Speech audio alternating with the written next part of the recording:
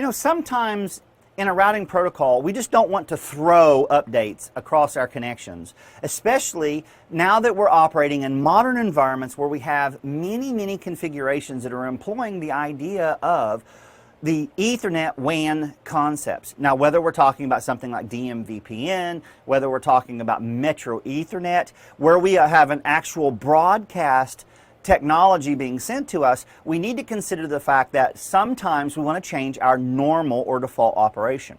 Now, we also have to recognize the fact that that extends to EIGRP, because EIGRP supports the idea of unicast updates. Now, what I want people to understand here is that unicast updates switches the updates from multicast messaging to unicast messaging, but it does not change the neighbor formation relationship. We still need multicast in order to be able to form neighbors. Now, what I want to do is I want to introduce two concepts into our topology right now. We're going to focus almost purely for the next series of our conversations on these three devices right here. Because what I have is I have named mode running here on R1 and SW1, so it's named to named, and then on the connection that I have to SW2, SW2 is operating in classic EIGRP mode. So let me grab a pin that's not dashed here. So this is classic EIGRP. These devices are named EIGRP. Now, what I want to look at is the reason that I'm doing this is I'm going to entertain the majority of the next series of commands from the point of view of first classic and then from our named configuration or named operation or multi-autonomous family configuration, depending on however you want to say it. So here's what we're going to do. I need to change the behavior of how R1 and R2 communicate with, R1 and SW1 communicate with each other. Right now, the way it's currently operating is I am using 224.0.0.10 as the address for my hellos and my updates. So let's take a look at this. So the best and easiest way to be able to verify this is going to be to fire up a Wireshark session. So let's do that. I'm going to go over to my configuration, and on R1 I'm going to look at fast or Ethernet 00 in my Wireshark, and let's see what's happening on our normal configuration. So I'm going to take myself out here. I'll be right back with our Wireshark session. So what I'm going to do is pull that up.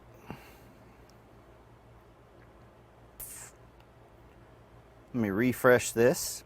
And I want to look, like I said, at R1 interface 00, and I'm just going to move my writing over. So right now, let's look at this. So I'm going to come up and I'm going to say EIGRP, and let's scroll down all the way to the bottom, and let's take a look at this. Well, what I see here are my hellos. Notice I have a hello coming from R1 to this destination address of 224.0.0.10, and I have 10.1.101.11, which is Cat1, sending messages to that same address range. The main thing that I'm trying to illustrate here is that these values right here are working as our destinations. So what happens if I want to change that value? Well, what I'm going to do is I can go into my system and I can tell it that I want you to use the idea of unicast for our communications. But what I want to illustrate here is we don't see an update. Let's see if I can't force an update. So what I'll do is I'm going to grab my device. Actually, I need to grab my system here. And let's see on R1 if I can force an update. Clear IP EIGRP neighbors enter, and that should clear everything. So hopefully this will bounce our connections. Notice manually down, manually cleared, manually run. My adjacencies should come back up. Yes, I have both of my adjacencies. Show IP EIGRP neighbors, and yes, I am paired with Cat1 and Cat2 on R1. So let's take a look and see what happens. Now all I'm going to do is I'm going to refresh this And since it's a live capture, I'm actually breaking it. Let's see if I can find any updates messages. Scroll all the way to the end here. And what I'm seeing here is I'm not seeing any updates.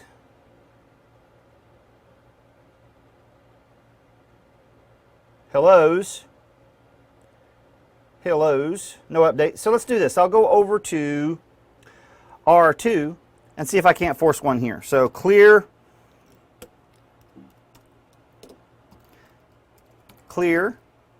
IP EIGRP neighbors. See if we can't force one this way. Manually cleared. Let's wait for them to come back up. I've got new adjacencies, so good to go. Let's refresh now and see what happens.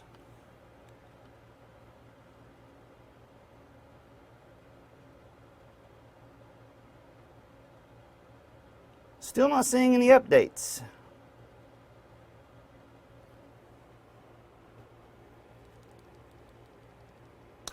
This is odd. Okay, let's see. How can I force this?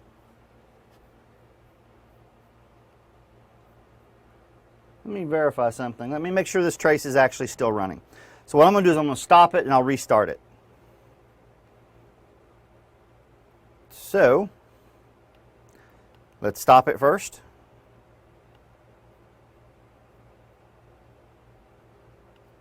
Clear sessions. Okay, let's cut back over to the topology.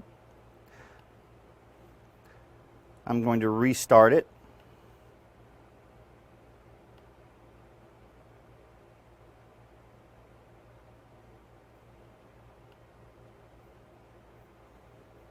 And let's see here. On R1, show IP protocols. For EIGRP, I am advertising. So here, let's do this. What I'll do is I will say config T interface LO 100, and I'm going to shut this one down. And then what I'll do is I'll bring it back up. No shut. Do show run section or interface LO 100. So the IP address was 1.1.1.1, and it should have cleared. So let's see what happens now. So what I will do is I will get rid of this trace and open a new one.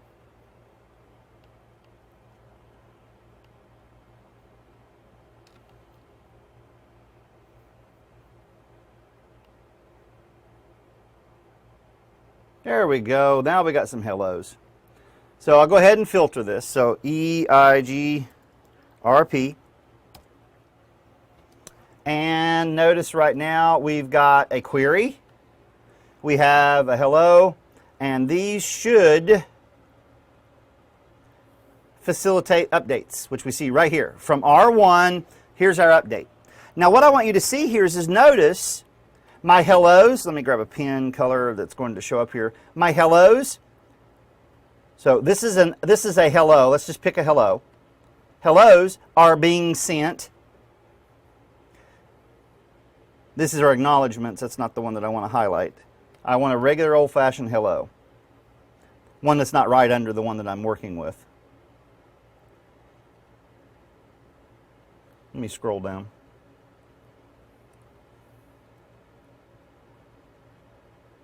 Here we go.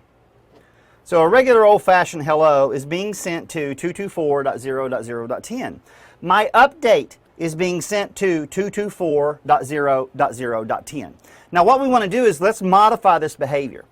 Now the key point here is that whenever you do this modification in the context of working with EIGRP, it has to be done on both ends of our link.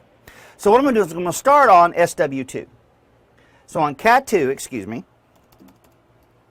what I'm going to do is I'm going to enable this process, but do show run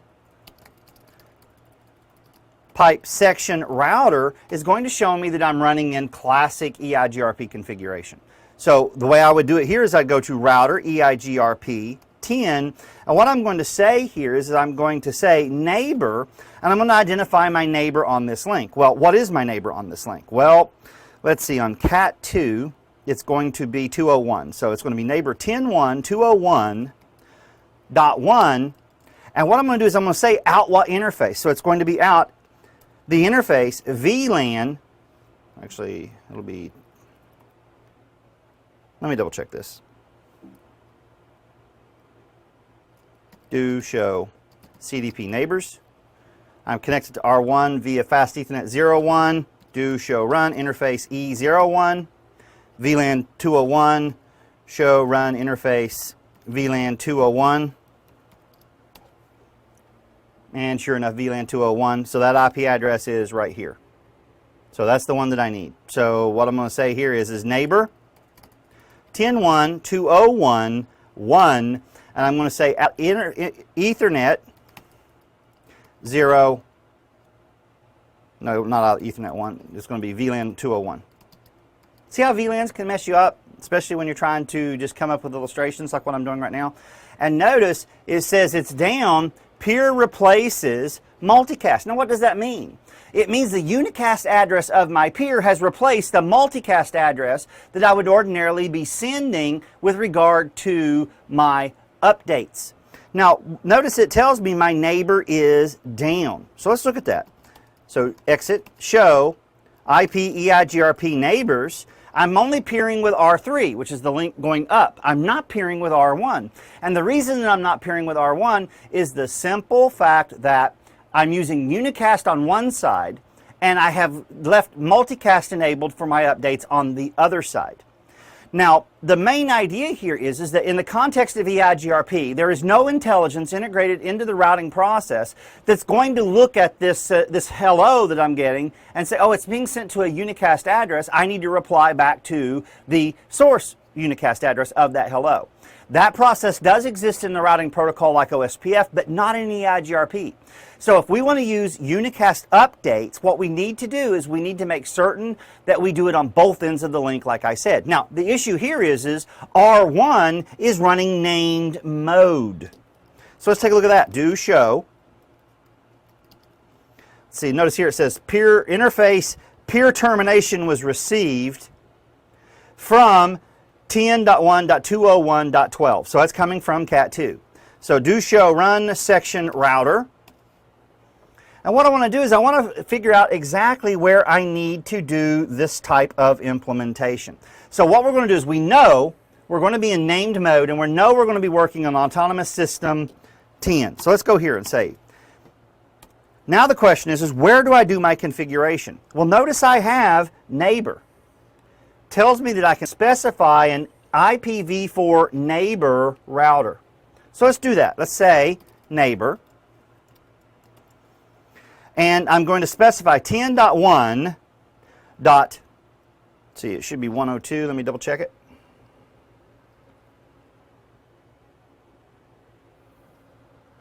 No, it'll be 201. Yeah, 201.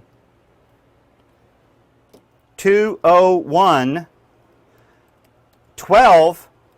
And what I need to do is, just like I did before, I'm going to specify the interface. So in this instance, it's going to be Ethernet 01. Hit enter. Now,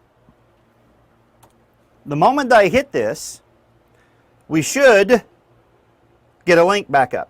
And notice I do. New adjacency. Now what I want to do is I want to revisit my Wireshark trace. So let me see if I can bring that back up real quick.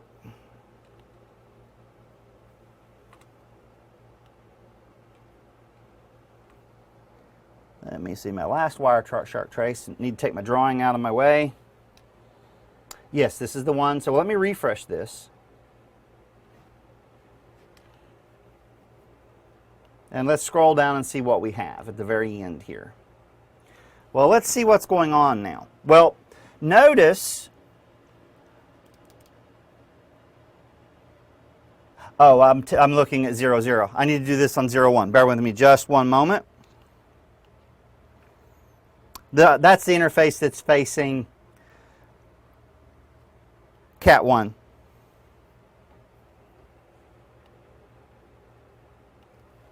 EIGRP.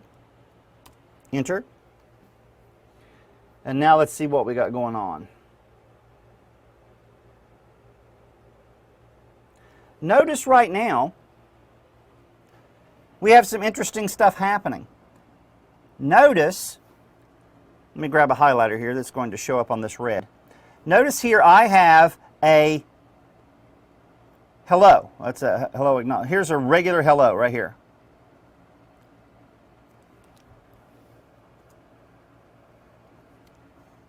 So this is just a regular old-fashioned hello. Now notice this hello is sourced from 10.1.201.1, so it's coming from R1, and it's destined to 10.1.201.12. So that's going to be R1, bear with me, it's going to be R1 to cat 2, and it's a hello. Now the other part of this is what I want you to observe is the fact that our updates that we had before are also going to this interface or to this particular destination. So let's look at the rest of this.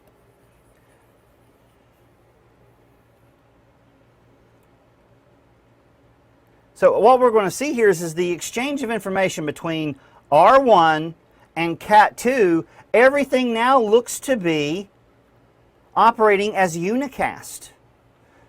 So now that's interesting. So one of the things I would very much like to do is I want to leave this diagnostic and I want to go to my device itself. Let me bring back my drawing.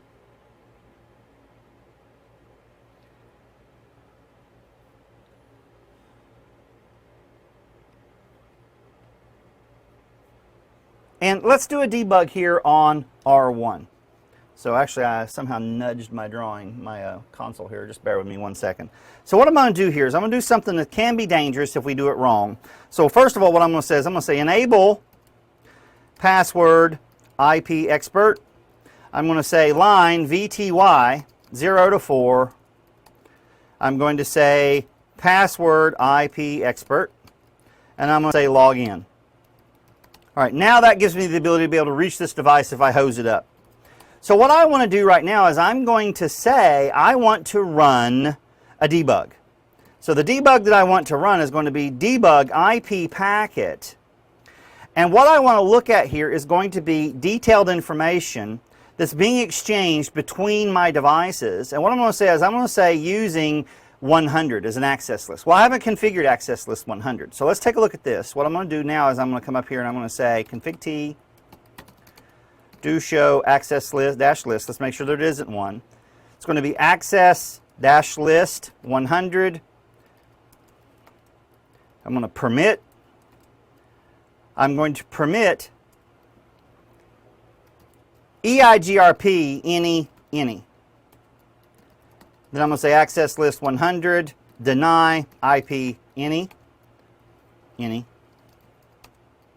Now what I'll do is use this access list. So it's going to be debug IP packet detail use access list 100, and let's see what happens.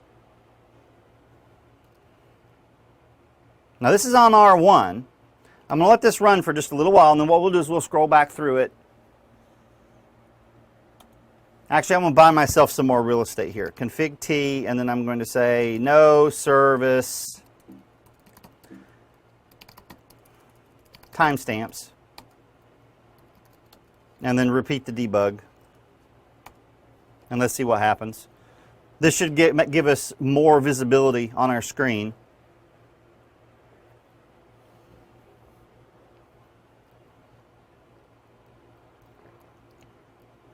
You all. All right, let's turn everything off and let's then take a look and see what we got going on here. What I am interested in is anything on R1 that's being sourced from 10.1.201.1.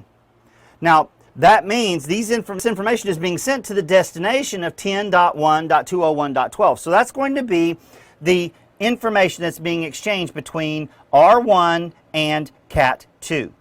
Now when we start looking at this, notice that my destination addresses here are still registered as 224.0.0.10. So it's still using the EIGRP multicast address on Fast Ethernet 00, which is the interface that's pointing towards SW1. So these configurations are on an interface by interface basis. But the point is that am I seeing any multicast traffic being exchanged between these two devices? So let's scroll up and see what we find here. Actually, let me do this. Do or show log. See if it's all being logged. And it is. And what I want to do here is I'm going to sort this. I'm going to say show log pipe include 224.000.10. Now what we're going to find here is these are all being 201.11, 201.1.1. So that's still the connection between SW1 and R1. Do I see any information in here at all being exchanged across 201 using the multicast address? And the answer to that question is no, I'm not. Nor did I see anything inside my trace. So with that being said, let's revisit that trace. So I'll fire that back up right here. Actually, let me move this out of my way first. And then I'll fire that trace back up. And let's look and see what we've got going on here. I'll go ahead and refresh it. Oh, this is 00. Wrong one again.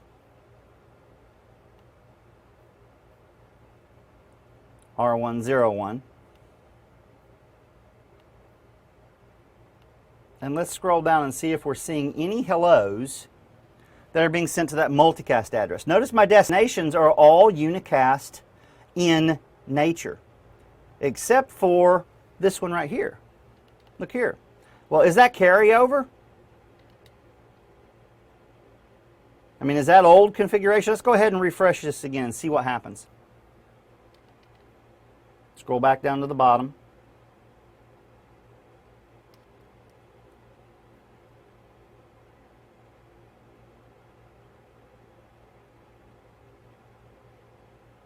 Well, right now, everything seems to be running across across unicast. Updates.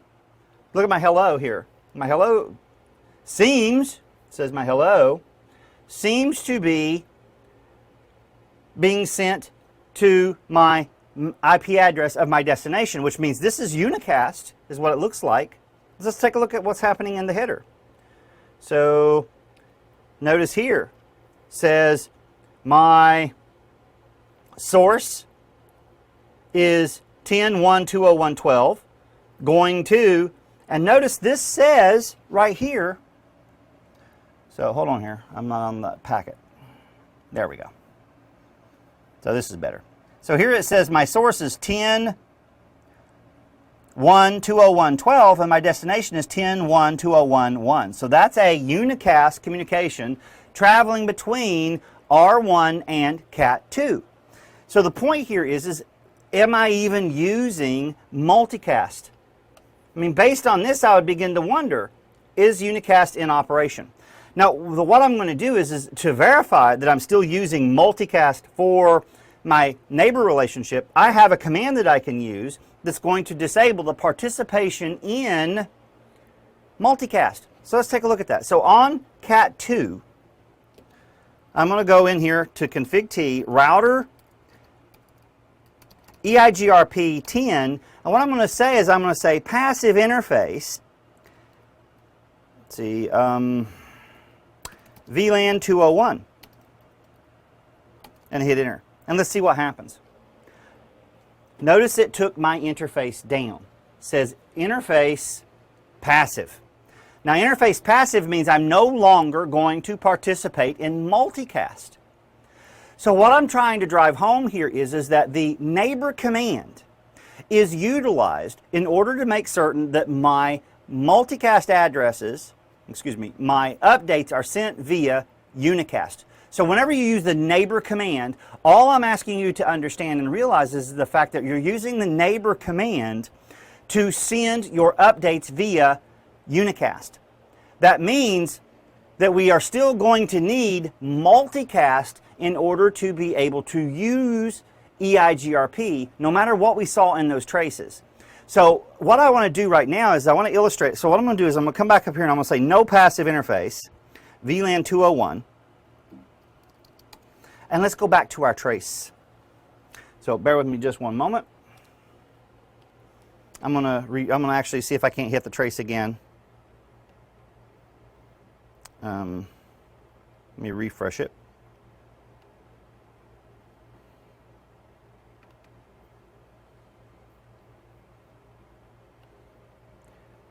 I'm looking specifically for EIGRP. Let's scroll down to the very bottom of this listing. Notice right here's an update. Notice here is a multicast. I mean, this is a unicast, and it says it's a hello. So we haven't really seen any change with regard to this. But the main thing that I want to point out here is when we do bring our system back up and make it operational, the system must agree on the fact that we're using unicast updates on both sides of our link. So this trace could be misleading.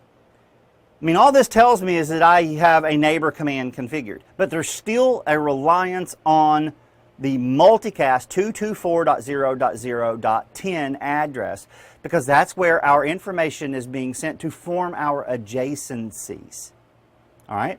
So with that being said, what I'm going to do is I'm going to do one more illustration. I'm going to shut down this interface.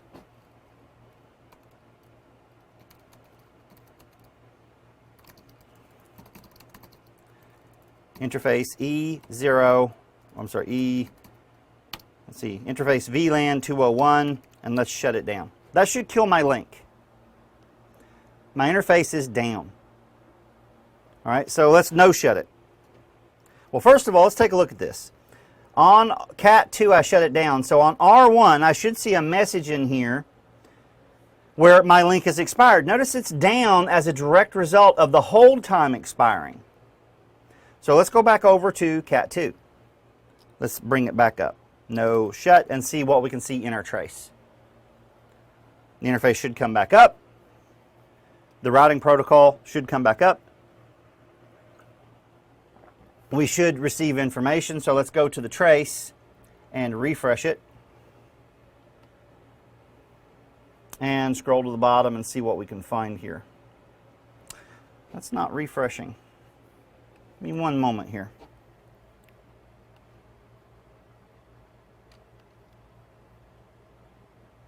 I'll open a new trace.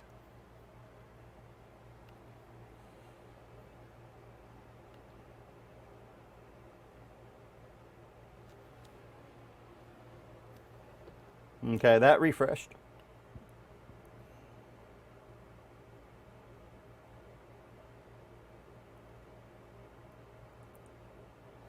Let me try this. 224.0.0.24. Never tried this. I don't think it'll work. No, it's not a valid filter name. I would have to sort based on the expressions, and I really don't want to do that. So let's just say EIGRP. And let's see what's going on here. Well, notice right here, scroll down to where we get to all of this mix-match stuff. And still, it looks as if it's sending multicasts. I'm sorry, sending our hellos. Notice our hellos. This is a standard hello right here. And it's sourced into destination. So all I want to do is I want to make certain that that doesn't get confusing looking at these traces. The moment we shut down multicast, what's going to happen is we're going to lose our peering relationship between our devices. Because what's happening is that we can shut multicast down by using the passive interface command.